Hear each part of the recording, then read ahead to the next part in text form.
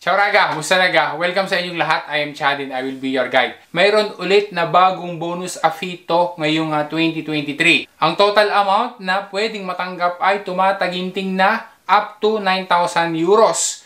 Paano gayan applyan? Sino gaan pwede? Ano yung mga requirements? At ano ang mga documents na kailangan? Ang detalye Raga, dopo na sigla, partiamo!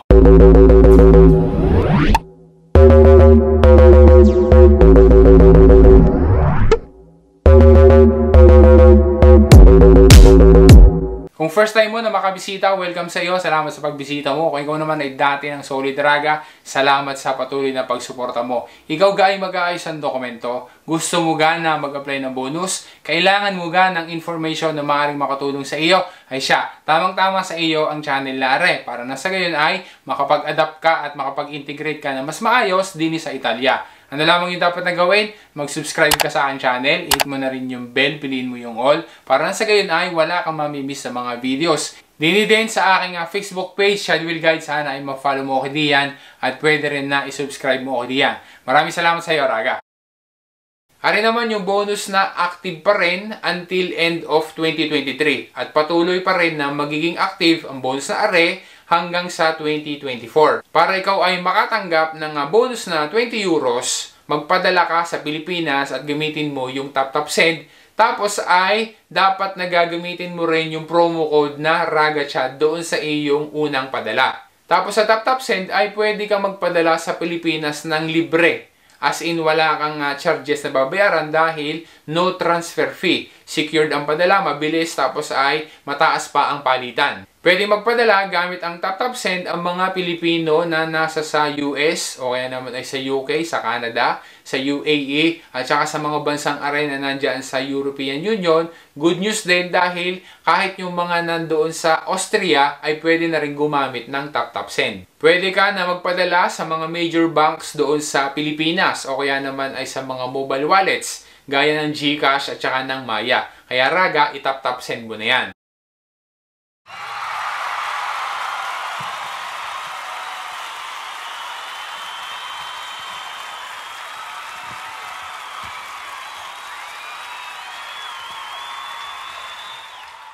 Sunod naman natin pag-usapan ay yung tungkol doon sa bagong bonus AFITO ngayong 2023. Ang total, yung maximum na amount na pwedeng matanggap dito sa bagong bonus AFITO nito ay hanggang 9,000 euros. Yan ay matatanggap sa loob ng 3 taon. Kaya kada taon ay 3,000 euros ang maaari na matanggap at kada buwan ay 250 euros. Ang bonus na iyan ay para doon sa mga nag-a-AFITO. At ang maganda dito sa bagong bonus AFITO na to, walang iskadensa kung kailan na mag-a-apply.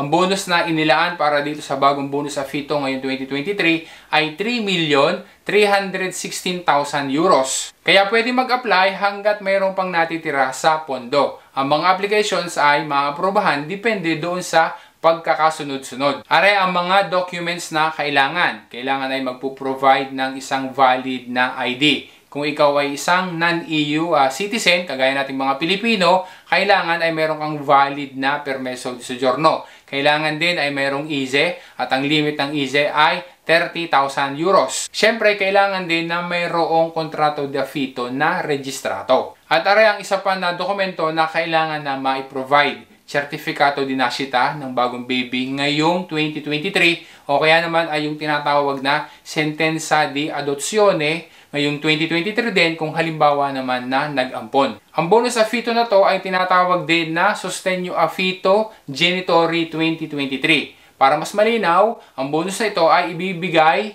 intended doon sa mga pamilya na nagkaroon ng bagong baby ngayong 2023. Either by birth o kaya naman ay adoption. Ari ang kompletong requirements para sa bonus na iyan para malaman mo kung pwede ka ga o hindi. Dapat doon sa iyong nucleo familiare ay mayroong at least isang member na ang edad ay below 35 years old. Gaya ng nabanggit natin kanina, dapat ay mayroon o nagkaroon ng bagong baby mula January 1, 2023 or onwards. either by birth o kaya naman ay adoption. Hari pa ang iba pang mga requirements. Dapat ay mayroong valid at saka active na kontrato di afito. Dapat din, yung inuupahan na bahay, yung may-ari ng inuupahan na bahay, dapat ay hindi ka mag-anak up to 3rd grade. Ang isa pa na requirement regarding naman sa residensya. Dahil sa ang bonus afito na ito na pinag-uusapan natin ngayong 2023, ang magbibigay niyan ay si Comune di Milano, kaya dapat ang mga aplikante para makatanggap ng bonus afito na yan ay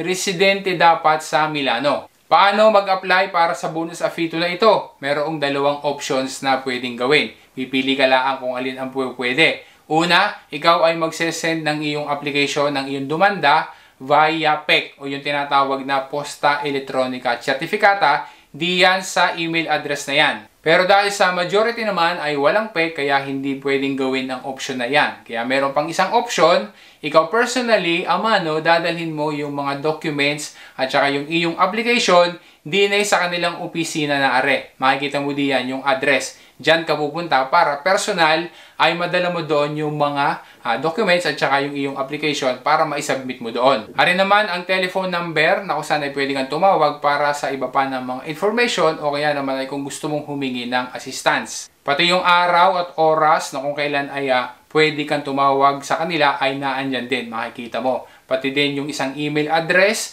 na kung saan ay pwede ka rin mag-email sa kanila, makikita mo din diyan para na sa ganoon ay meron ka pang ibang option.